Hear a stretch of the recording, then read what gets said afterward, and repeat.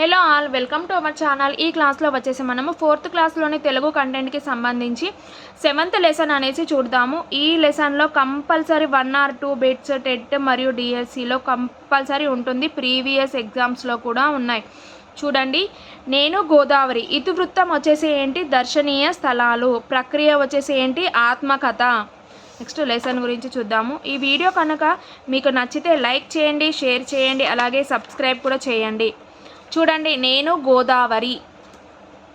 దీని ఉద్దేశం వచ్చేసి గోదావరి నది ఎక్కడ పుట్టింది అని అంటే మహారాష్ట్రలోని నాసిక్ దగ్గర పుట్టింది. ఇది మహారాష్ట్ర, తెలంగాణ, ఆంధ్రప్రదేశ్ రాష్ట్రాల గుండా ప్రవహిస్తుంది.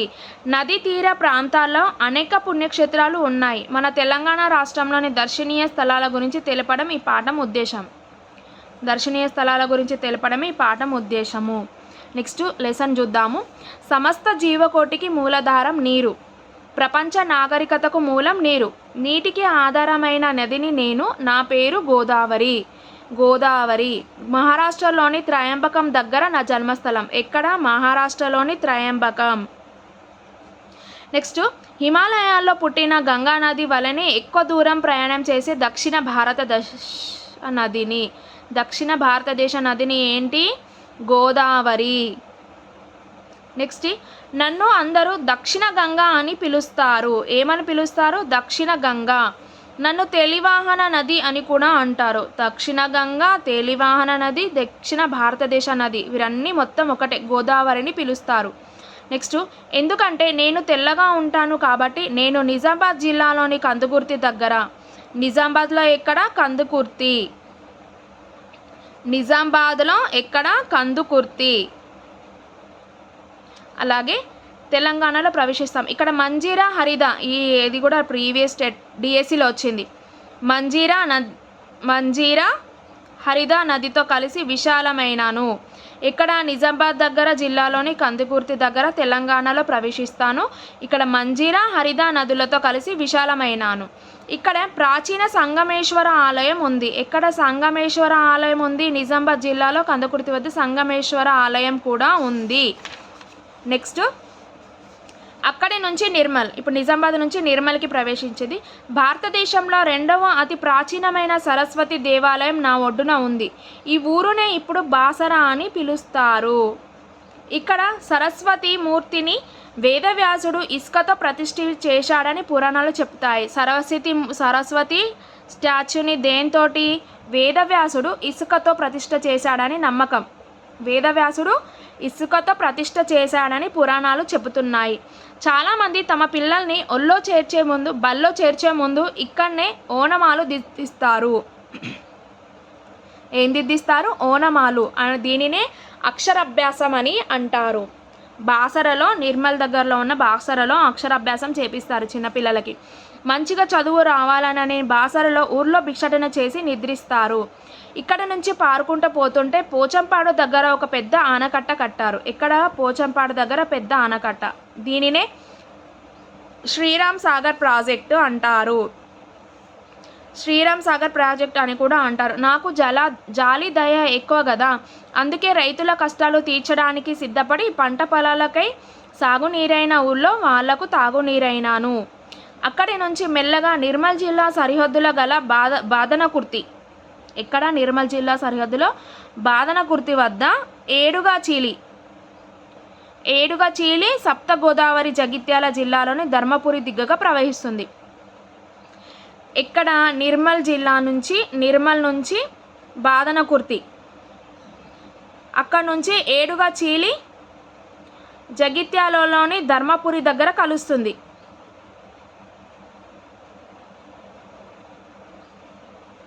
ధర్మపురి దగ్గర ప్రవహిస్తున్నాను. ధర్మానికి ప్రసిద్ధమైన ధర్మపురి అతి పురాతనమైన ఊరు. 2000 సరిసర చరిత్ర కలిగిన ఊరు. ధర్మపురి మహిమ గల నరసింహ క్షేత్రము. ధర్మపురిలో ఏంది? నరసింహ క్షేత్రం ఉంది. 2000 సంవత్సరాల చరిత్ర కలిగిన ఊరు. ఆ ఊరులో నరసింహ క్షేత్రం అనేది ఉంది. ఇది వేద పండితులకు, కవులకు, కళాకారులకు నిలయం. భూషణ వికాసన శ్రీధర్మపుర నివాసం. దుష్ట సంహార నరసింహరత అని నరసింహుని కీరిస్తూ శేషప్ప అనే కవి నరసింహ శతకం రాసింది ఇక్కడే. శేషప్ప కవి ఏంటి? నరసింహ శతకం రాసింది. ఇక్కడనే. ఎక్కడ? ధర్మపురిలో శేషప్ప నరసింహ శతకంను రాశాడు. శేషప్ప కవి, నరసింహస్వామి శేషప్ప కవి, ఇలా గుర్తుపెట్టుకోండి. నెక్స్ట్ ఇక్కడ 2 ఆలయాలు ఉన్నాయి. మొదటి యోగ నరసింహస్వామి, రెండోది ఉగ్ర నరసింహస్వామి. పాతదేమో యోగ, రెండోదేమో ఉగ్ర. ఇక్కడ నేను 2 రకాల గుండాల రూపంలో కనబడతాను. యమగుండమని, బ్రహ్మగుండమని, సత్యవతి గుండమని, చక్రగుండమని మొదలగు పేర్లతో ఇక్కడికి వచ్చే భక్తులతో పిలుచుకుంటారు. యమగుండము, బ్రహ్మగుండము, సత్యవతి గుండము, ఇవన్నీ గుండాలు ఇక్కడ ఉంటాయి అన్నమాట. ఇక్కడ ఇసుకతో చేసిన ఇసుక స్తంభం ఉన్నది.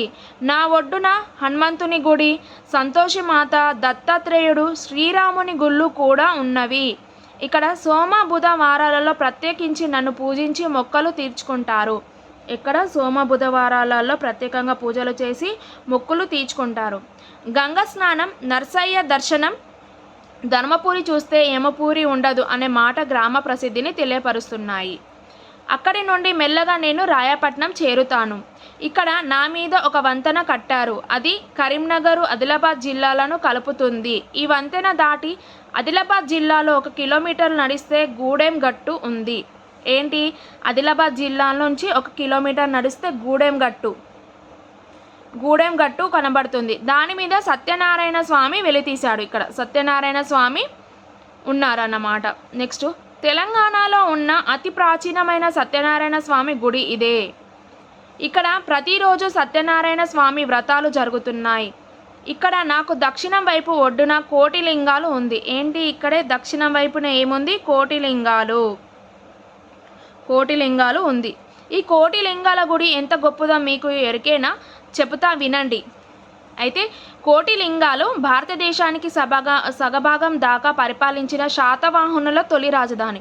ఏంటి? కోటిలింగాలు ఏంటి? శాతవాహనుల తొలి రాజధాని. ఇక్కడి నుండి ఎంతోమంది బౌద్ధ భిక్షులు వచ్చేవాళ్ళు. ఇక్కడ క్రీస్తు శకం 1వ శతాబ్దంలో హాలుడనే రాజు 700 కథలతో గాథ సప్తశతి పేరు మీద ప్రాకృత భాషలో సంకలనం చేశారు. ఎవరు? 1వ శతాబ్దంలో హాలుడనే రాజు 700 కథలతో గాథ సప్తశతి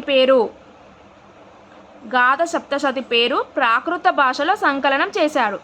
అయితే పాత చరిత్రకారుడు మెగస్తనీస్ ఇండిగా అనే గ్రంథంలో భారతదేశంలో తను చూపిన గొప్ప కోటగోడల నగరంలో కోటిలింగాల ఒకటని రాశారు. ఎవరు? పాత చిత్రకారుడు ఎవరు? మెగస్తనీస్ ఇండిగా.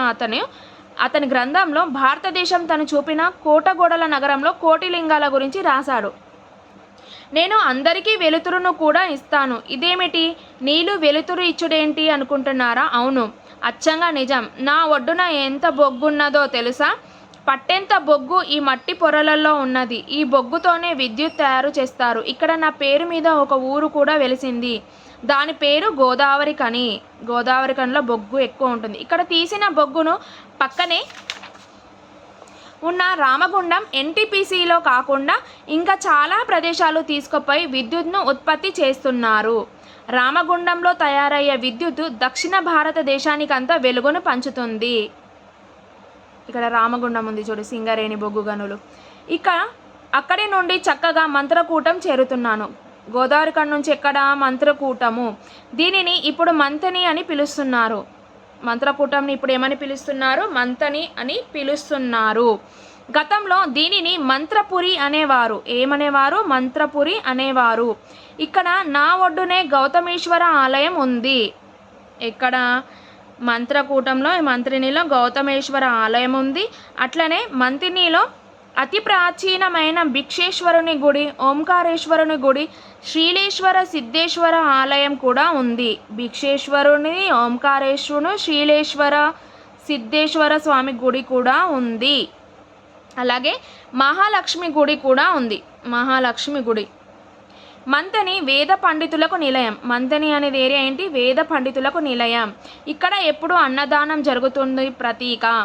ఇట్లాగే ఇక్కడ కరువు కాటకలు రావని నమ్మకం. ఇంకో విషయం ఏమున్నది? మంతనికి కొద్ది దూరంలో మొసళ్ళను సంరక్షించే కేంద్రం ఉంది. మంతనులకు కొద్ది దూరంలో మొసళ్ళను సంరక్షించే కేంద్రం ఉంది. నెక్స్ట్ అక్కడి నుంచి కొంచెం ముందరికి పోయి చెన్నూరులో ఉత్తర దిక్కున ప్రవహిస్తాము. మంతిని నుంచి ఇక్కడ కొంచెం దూరంలో ఉత్తరంలో చెన్నూరు. అందుకే నన్ను ఇక్కడ ఉత్తరవాహిని గోదావరి అని పిలుస్తారు. ఎక్కడ? చెన్నూరును ఉత్తరవాహిని గోదావరి అని పిలుస్తారు.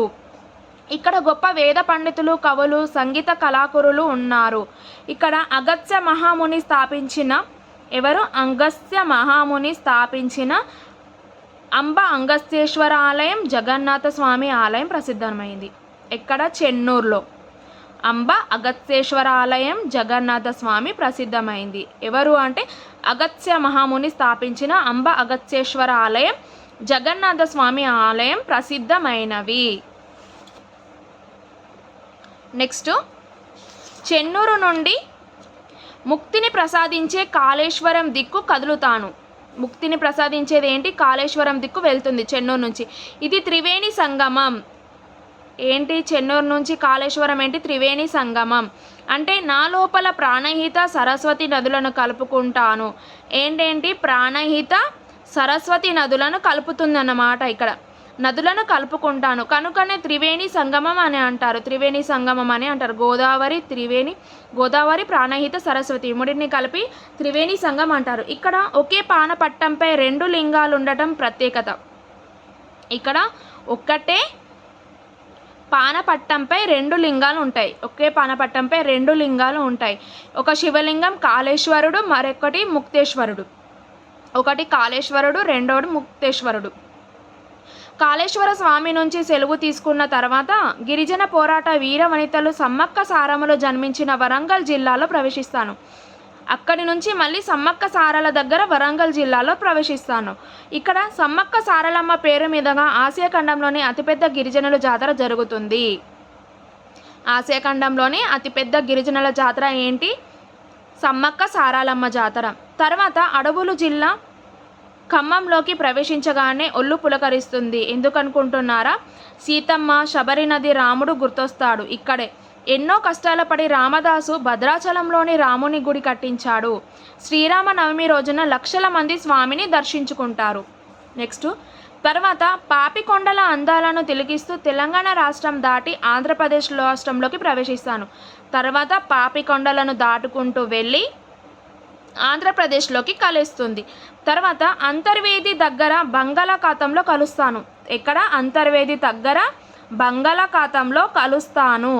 ఇంకో విషయం చెప్పాలి, నాకు 12 ఏళ్ళకు ఒకసారి పుష్కరాలు కూడా జరుగుతాయి. తెలుసా? నాకు 12 ఏళ్ళకు ఒకసారి పుష్కరాలు జరుగుతాయి. పుష్కరాలలో నా నీళ్ళల్లో స్నానం చేస్తే మంచిదని నమ్ముతారు. మొత్తానికి నేను తెలంగాణలో ఎక్కువ కిలోమీటర్లు ప్రవహిస్తాను. మీరు నన్ను చూడడానికి ఒక్కసారైనా వస్తారు కదూ. ఇగో ఇంకో విషయం చెప్తున్నాను వినండి. మీ వాళ్ళందరూ నా నీళ్ళల్లో చెత్త చెదరం కర్మాగారాల నుండి వెలువడే రసాయనాలతో కలిసిన మురుగునీటిని కలుపుతున్నారు. నా నీటిని పాడు చేయకుండా మీరు చూడాలి. తాగునీటిని పాడు చేస్తే మీకు అనారోగ్యం తప్పదు సుమా. మీకే కాదు అన్ని జీవులకు ప్రమాదం ఉంటుంది. మరి ఇది లెసన్ అన్నమాట. ఇప్పుడు మీకు అర్థమయ్యే విధంగా నోట్స్ చూపిస్తాను, చూడండి. గోదావరి నది ఎక్కడ? మహారాష్ట్ర, తెలంగాణ, ఏపాలో పారుతుంది. గోదావరి నదిని దక్షిణ వాహిని అని అంటారు. గోదావరి నది ఎక్కడ? ఫస్ట్ మహారాష్ట్రలోని నాసిక్ త్రయంబకేశ్వరంలో పుట్టింది. నీరు తెల్లగా ఉంటుంది కాబట్టి దీనిని తెలివాహన అని కూడా పిలుస్తారు. ఇది ఫస్ట్ నిజామాబాద్ నుంచి కందకుర్తిలో ప్రవేశించి అక్కడ హరిదా నదులు మంజీరా వాటర్లో కలుస్తుంది. ఇక్కడ సంగమేశ్వర ఆలయం కూడా ఉంటుంది. నెక్స్ట్, ఆదిలాబాద్ నుంచి బాసరలో వేదవ్యాసుడు ఇసుకతో బాసరలో ప్రతిష్ఠ చేసిన తర్వాత ఇక్కడ అక్షరాభ్యాసం చేస్తారన్నమాట సరస్వతి దేవిని. పోచంపాడులో శ్రీరామ్ సాగర్ ప్రాజెక్ట్ ఉంది. అలాగే నిర్మల్ జిల్లా బదనకుర్తి వద్ద ఏడుగా చీలి సప్త గోదావరి నదిగా ప్రవహిస్తుంది. నెక్స్ట్, జగిత్యాల జిల్లా ధర్మపురిగా ప్రవహిస్తుంది. ఇది 2000 సంవత్సరం చరిత్ర ఉంది. నెక్స్ట్, ధర్మపురిలోని ఇక్కడ శేషప్ప కవి లక్ష్మీ నరసింహ శతకంని చేశారు కదా, ప్రతిష్ఠించారు కదా. అలాగే దీంట్లో 2 నరసింహ క్షేత్రాలు ఉన్నాయి, యోగ నరసింహ, ఉగ్ర నరసింహ. ఇక్కడ గుండాలు వచ్చేసి యమగుండం, బ్రహ్మగుండం, చక్రగుండం, సత్యవతి గుండం ఉన్నాయి. ధర్మపురిలో ఇసుకతో చేసిన స్తంభం ఉంది. ఇక్కడ సోమ బుధవారాలలో ప్రత్యేక దర్శనం ఇస్తారు. నెక్స్ట్, రాయపట్నం వంతెన వచ్చేసి కరీంనగర్, ఆదిలాబాద్ జిల్లాల కలయిక వద్ద రాయపట్నం వంతెన నిర్మించారు. అలాగే ఆదిలాబాద్లో కొంచెం 1 కిలోమీటర్ దూరంలో గూడెం గొట్టలో శ్రీ సత్యనారాయణ స్వామి గుడి ఉంది. ఇక్కడ నిత్యం ప్రజలు పూజలు జరుగుతాయి, వ్రతాలు పూజలు. నెక్స్ట్ దక్షిణం వైపు ఏంటి, కోటిలింగాలు, శాతవాహనుల తొలి రాజధాని అయిన కోటిలింగాలు ఉన్నాయి. ఇక్కడ క్రీస్తు శకం 1లో హాలుడు గాథ సప్తశతిని 700 కథలు ప్రాకృత భాషలో ఉన్నాయి. మీకు అర్థమయ్యే విధంగా బిట్స్ అవి టాపిక్ చూడండి. నెక్స్ట్ మెగాస్తనీస్ ఇండికా అనే గ్రంథం కూడా ఉంది కదా. అలాగే Godavarikhani Ramagundam NTPC national thermal power corporation అన్నమాట. ఎన్పిటిసి అంటే గోదావరి ఖనిలో ఉంది. బొగ్గుకి బిలండర్ ఏంటి, గోదావరి ఖని. మంత్రకూటం గురించింది. ఫస్ట్ దీనిని మంత్రని ఓను, ఇప్పుడు మంత్రపురి ఓల్డ్, మంతని ఇప్పుడు ప్రెజెంట్ పిలుస్తున్నారు. గౌతమీశ్వర ఆలయం, భిక్షేశ్వర ఆలయం, మహాలక్ష్మి, శ్రీలేశ్వర, ఓంకారేశ్వర ఆలయంలో ఇక్కడ మంత్రకూటంలో ఉంది. మంతనిలో ఉన్నాయి. ఇక్కడ వేద పండితులకు నిలయం, మొసలు సంరక్షించే కేంద్రం ఉంది అన్నమాట మంతనిలో. నెక్స్ట్ చెన్నూరుని ఏమని పిలుస్తారంటే ఉత్తర దిక్కు ప్రవహిస్తుంది కాబట్టి దీనిని ఉత్తర వాహిని గోదావరి అని పిలుస్తారు. ఇక్కడ అంబ అంగేస్తేశ్వర ఆలయం, జగన్నాథ ఆలయం ఉంది. చెన్నూరు నుంచి కాళేశ్వరంకు త్రివేణి సంగమం ఉంటుంది. ప్రాణహిత, సరస్వతి, గోదావరి ఈ మూడింటిని కలిపి త్రివేణి సంగమం అని అంటారు. ఇక్కడ 2 లింగాలు ఉన్నాయి, కాళేశ్వరుడు, ముక్తేశ్వరుడు. ఆసియా ఖండంలోని అతిపెద్ద గిరిజనుల జాతర ఏంటి, సమ్మక్క సారలమ్మ. ఇది వరంగల్ జిల్లాలో ఉంది. నెక్స్ట్ గోదావరి నదికి చివరన ప్రవహించేది ఏంటి, పాపికొండలను తెలంగాణలో దాటి మళ్ళీ ఏపీలో ప్రవేశిస్తుంది. అంతర్వేది వద్ద బంగాళాఖాతంలో ప్రవేశిస్తుంది. గోదావరి పొడవు వచ్చేసి 14,065 కిలోమీటర్లు. ఇది 12 ఏళ్ళకు ఒకసారి పుష్కరాలు జరుగుతాయి. నెక్స్ట్ ఈ లెసన్లో ఉన్న గ్రామర్ పార్ట్ చూడండి. పుణ్యక్షేత్రం ఉన్న జిల్లా, దాని ప్రత్యేకతలు. బాసర, ఆదిలాబాదు అక్షరాభ్యాసం. ధర్మపురి, జగిత్యాల ధర్మానికి ప్రసిద్ధి. కాళేశ్వరం, జయశంకర్ ఒక పానపట్టంపై 2 లింగాలు ఏర్పరిచాడు. భద్రాచలం, ఖమ్మము శ్రీరాముని ఆలయం ఉంది. ఇక్కడ వేరుగా ఉన్నదాన్ని గుర్తించమని చెప్పారు. నెక్స్ట్ ఈ లెసన్లో ఇక్కడ ఇచ్చారు చూడండి. క్రింది వాక్యాలు చదవండి. ప్రతిదినం నేను వ్యాయామం చేస్తాను. తల్లి తన పిల్లల్ని అనుక్షణం కంటి రెప్పలా కాపాడుతుంది. ఆహా, ఈ భవనం ఎంత అందంగా ఉన్నది. ఓహో, ఈ తోట నందనవనంలో ఉన్నది. ఆహా, ఓహో మొదలైన పదాలు ఉన్నాయి కదా, వీటిని అవ్యయాలు అంటారు. ఆహా, ఇప్పుడు మనం అవాక్కైనవి, ఆశ్చర్యపోయినవి ఉంటాయి కదా, ఆహా, ఓహో, అవునా, ఇలా మనం అంటాం కదా, వీటిని అవ్యయాలు అని అంటారు.